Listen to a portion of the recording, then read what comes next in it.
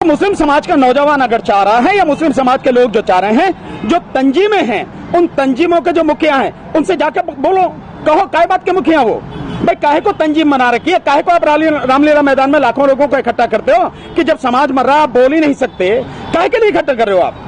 तो तंजीमों के जो लोग हैं उनसे मुस्लिम समाज को ही लड़ना है, मुस्लिम समाज को ही उनके सामने जाके खड़ा करना। बताओ भाई किस बात के लिए बना रहेगी तंजीम? समाज जब मर जाएगा, कट जाएगा, बर्बाद हो जाएगा, तब मुंह खोलोगे क्या? तंजीमें साथ नहीं दे रहे, रहने दो तंजीमों को साथ में, उनके मुखिया जो अपने कमरों में बैठे रहने दो। अगर उनकी साठगांठ अंदरूनी रूप से बीजेपी के साथ में है, मोदी के साथ में, होने दो आप।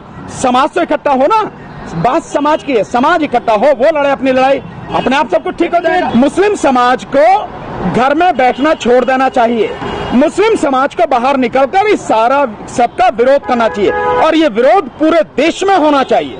अगर आपका एनकाउंटर किया जा रहा है, आपके बच्चों को मारा जा रहा है, आपके बच्चों को उठाया जा रहा है, तो उनके खिलाफ झूठी एफआईआर हो रही है, जेलों में बंद कर दिया जा रहा है, फिर भी आप बैठो, काहे के लिए बैठो भाई?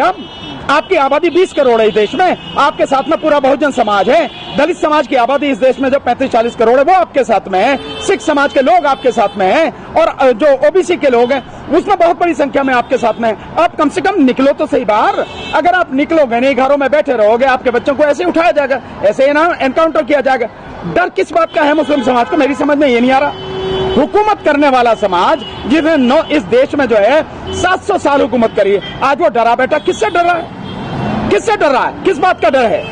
और लड़ाई तो आज नहीं करोगे तो कल होगी, ये तो होना ही है। आपको आज नहीं तो कल सड़क पे आना पड़ेगा। जब आओगे, जब स्थिति और भी ज्यादा खतरनाक हो जाएगी, बुरी हो जाएगी, तब क्या मिल जाएगा? उलमा इकराम और जो तंजीमों के बड़े बड़े लोग हैं वो ये कह रहे हैं कुछ मसलियत है, हम लोग इसलिए बैठे हुए हैं। काय की मसलियत? बताओ ना वो क्या है, किस बात का डर है? भाई पंचायत वो कर रहे हैं तो आपको पंचायत करने में क्या दिक्कत है? आप करो ना पंचायत, आप लोगों को जगाओ, इकट्ठा करो, क्यों नहीं करते हो आप? अगर धारा 144 के बाद भी वो कर रहे हैं पंचायत है, आप क्यों नहीं कर रहे हो? आप बताओ ना। आप कहो कि अगर 144 में आप उन्हें नहीं रोक सकते तो हमें कैसे रोकोगे? भीड़ के सामने, पब्लिक के सामने जब पब्लिक खड़ी हो जाती है, किसी की कोई औकात नहीं होती है, लेकिन पब्लिक खड़ी हो तब